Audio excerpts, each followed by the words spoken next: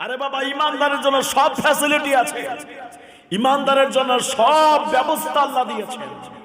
ইমানদাররা কদমে কদমে নেকি অর্জন করবে, ইমানদাররা হাঁটতে হাঁটতে নেকি অর্জন করবে, ইমানদাররা বসতে বসতে নেকি অর্জন করবে, ইমানদাররা চলতে চলতে নেকি অর্জন করবে, ইমানদাররা দেখতে দেখতে নেকি অর্জন করবে, ইমানদাররা বলতে বলতে নেকি অর্জন করবে, ইমানদাররা খেতে খেতে নেকি অর্জন করবে, ইমানদাররা যে ঘুমাবে ওই ঘুমটার মধ্যে আমার আল্লাহ পাক সওয়াব দিয়েছেন। জোরে কন্যা সুবহানাল্লাহ।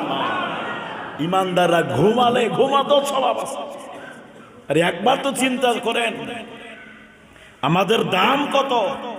আপনি ঘুমাচ্ছেন, সবাই তো ঘুমায়। এশার নামাজ পড়েন, এশার নামাজ পড়ে আপনি ঘুমান আর নিয়তটা করেন আল্লাহ ফজরের নামাজ যেন আমি পড়তে পারি গো মাওলা। যুবক ভাইরা আমার গভীর মনোযোগের কান লাগান। আমার নবী বলেন, যদি কোনো ব্যক্তি এশার নামাজ পড়ে ফজরের নামাজের নিয়ত করে ঘুমায় গেল, ওই ব্যক্তি ঘুমায় আছে রে, আমার আল্লাহ তার আমল নামায় ফেরেশতাদের মাধ্যমে সারা রাত নামাজ পড়ার সমান সওয়াব দান করবে। তাহলে ইমানদার ঘুমালে সওয়াব, কথা কয় না কেন? বেঈমানরা দান করলে সওয়াব নাই, কথা কয় না কেন? বেঈমানরা কোরআন পড়লেও সওয়াব নাই, বেঈমানরা চুল মুখে রাখলেও সওয়াব নাই। ইমানদাররা দাড়ি রাখলেও সওয়াব আছে কি আছে না? জোরে কোনা আছে কি আছে না? ইমানদারের দাড়িতে একটা দাড়িতে 70টা করে ফেরেশতা থাকে। নবী আমার বলেন ওই 70টা ফেরেশতা এক একটা দাড়ির মধ্যে দোলনার মধ্যে দুলতে থাকে আর আল্লাহর কাছে ফরিয়াদ করে, আল্লাহ তোমার এই বান্দারে মাফ করে দাও। নবীর কদমে একজন সাহাবী আসলেন, তার মাত্র একটা দাড়ি ছিল। ওই দাড়ি নিয়ে নবীর কদমে আসলেন। নবী আমার তার দিকে হাসেন। এই সাহাবী রাসূল বাসার মধ্যে গিয়ে দাড়িটাকে কেটে ফেললেন, আবার নবীর কদমে আসলেন, নবীকে সালাম দেয়। আমার মায়ের নবী সালামের উত্তর দেন না। আমার নবী তার থেকে চেহারায় আনোয়ার ফিরাই নিল। ওরে আমার বাবারা, নবী আমার যদি কারো থেকে চেহারা ফিরায় নেয়, তার এহকালে পরকালে দুজাহান বরবাদ হয়ে যাবে রে বন্ধু। কেউ নাই কিয়ামতের ময়দানে নবী ছাড়া। আল্লাহর ভালোবাসা নিচ্ছেন, যদি নবীর ভালোবাসা না থাকে রে যুবক, কিয়ামতের ময়দানে ফেসে যাবেন, বাঁচার কোনো উপায় থাকবে না রে বাবা।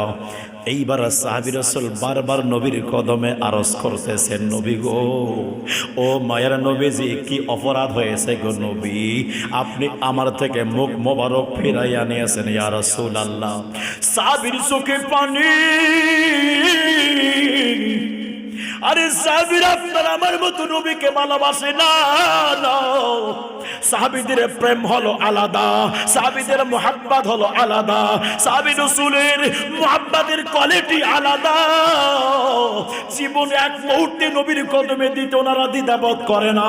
বন্ধু রে বন্ধু, আমার মায়ের নবীজির কদমে ওই সাহাবী রাসূল লুটাই পড়লো, ইয়া রাসূলুল্লাহ, নবী গো, নবী গো, আমার থেকে কেন মুখটা ফিরাই নিয়েছেন ইয়া রাসূলুল্লাহ? ও মাই নবী, দয়া করে বলুন বলুন বলুন, কেন মুখটা ফিরাই নিয়েছেন গো নবী? আমার নবী ডাক দেয়া বলে, সাহাবীরে শোনো শোনো, তোমার মুখে একটা দাড়ি ছিল, দাড়িটা কোথায় গেল বলো না বলো। নবী গো, দাড়ি তো আমি কেটে ফেলেছি, কেন তুমি কাটলা বলো না বলো। বলে হুজুর আমি যখন প্রথমে আসলাম আপনি আমার দিকে তাকাইয়া মুস্কি মুস্কি হাসছিলেন, আমি মনে করলাম আমার একটা দাড়ি দেখে আমার নবী হাসছেন, এই জন্য দাড়িটাকে কেটে দিলাম।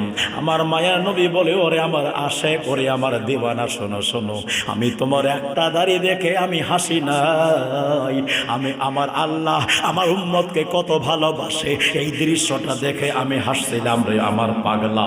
ওরে আমার আশে করে আমার দিওয়ানা, আমার আল্লাহ তোমার মুখে একটা দাড়ি দিয়েছে, ওই দাড়ি তো আমার আল্লাহ 70টা ফেরেশতা দিয়েছেন, ওই দাড়িতে তোমার 70টা ফেরেশতা আছে রে।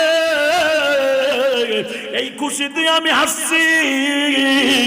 আমার উম্মতের দাম কত, আমার উম্মতের মান কত, আমার উম্মতের মর্যাদা কত। ওরে বন্ধু রে বন্ধু রে বন্ধু, সাহাবী রাসূলের কদমে কুরবান যাই, ওনার একটা দাড়ি পর্যন্ত ছেড়ে দিয়েছেন নবীর ভালোবাসায়। তোমার মুখে সুন্দর দাড়ি, তুমি কেমনে দাড়িতে খুর লাগাইতে পারলা? তোমার মুখে সুন্দর দাড়ি, তুমি কেমনে দাড়ির মধ্যে আপনার কেসি লাগাইতে পারলা? তোমার মুখে সুন্দর দাড়ি, তুমি কেমনে ক্লিন শেভ করে দিলা? একটু কি মায়া লাগে না? লাগে না? আমার মায়ের নবী ডাক দিয়া বলেন, উম্মতরে তোমরা যখন নিজের মুখের দাড়িগুলো কামায় দাও, উম্মতরা যখন দাড়িগুলো কেটে ফেলে, তারা দাড়ি কাটে না, না না, আমার কলিজার মধ্যে তারা আঘাত করতেছে।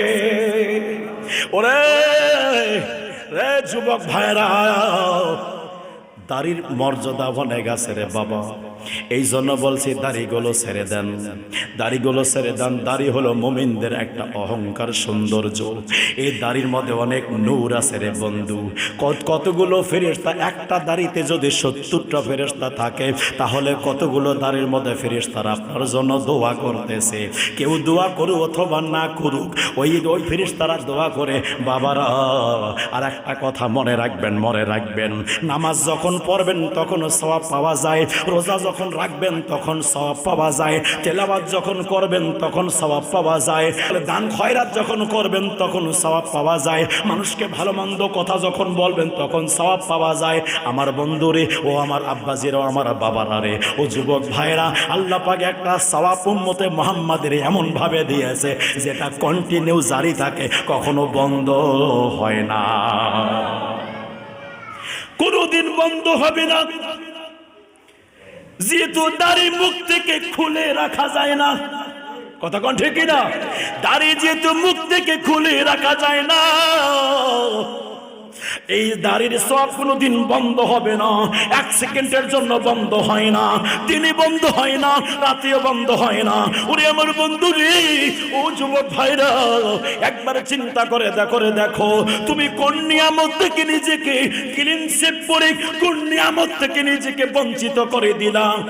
এই অবস্থায় যদি তোমার মারা যাও, এই অবস্থায় যদি তুমি মারা যাও, আমার নবী তোমার চেহারার দিকে দেখে কষ্ট পাবে রে বাবা। আমার নবী আমার কবরে আসবে, মুখে দাড়ি নাই, ওই জায়গায় আমার নবী একটা আঘাত পাবে, ওই জায়গায় আমার নবী একটা কষ্ট পাবে। কুল্লু নাফসিন যায়িকাতুল মাউত, মৃত্যুর স্বাদ গ্রহণ করতে হবে।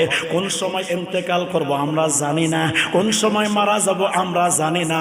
একবার তো চিন্তা করো, ক্লিন শেভ করলা, ইয়াং মনে করছো, এই অবস্থায় যদি তুমি মারা যাও, আমার নবীর কয় নাম্বার উম্মত তুমি? তোমার মুখে দাড়ি থাকে না। নবীর কয় নাম্বার উম্মত? যা কবরের ভিতরে যখন আমার নবী আসবে রে, আমার নবী আমার তোমার চেহারার দিকে তাকায় কষ্ট পাবেন। একটা দাড়ি কাটার কারণে যদি আমার নবী সাহাবী থেকে মুখ ফিরাইয়া নেয়, আমরা তো সাহাবী না, আমরা তো এরকম নামাজি না, আমরা তো এরকম তাকওয়াবান না, আমরা তো এরকম নবীর প্রেমিক না, তাহলে নবী আমার আপনাকে দেখে মুখটা ফিরাই নেবে না, এটার কি কোনো গ্যারান্টি আছে? নাই নাই নাই। নবী যদি মুখ ফিরাইয়া নেয়, কে আছে যে আপনার মুখের দিকে তাকাবে? কে আছে যে আপনার দেখে একবার আছে তাকাবে? নাই রে বাবা। আজ থেকে নিয়ত করো, যারা যারা দাড়ির মধ্যে কিলিং শেপ মারো, যারা যারা দাড়ির মধ্যে খুর মারো, যারা যারা দাড়ির মধ্যে কেচি দ্বারা কাটো, ওরে আমার বাবারা আজ থেকে নিয়ত করে নেন, ইনশাআল্লাহ আমি নবীর ভালোবাসায় দাড়িকে ছেড়ে দিলাম। আরে বন্ধু রে বন্ধু, বন্ধু, নারীদের জন্য দাড়ি রাখা হারাম, নারীদের জন্য দাড়ি রাখা হারাম। আল্লাহ তাদের মুখে দাড়ি দেয় নাই। তুমি নিজেকে নারী নারী কেন বানাও? আরে পুরুষের শান হলো দাড়ি, বারবার কেটে হয়ে যাও তুমি নারী। বুঝি না যখন ফেরেশতার লাগবে বাড়ি, তখন বুঝে আসবে তাড়াতাড়ি। কত কয় নাকি?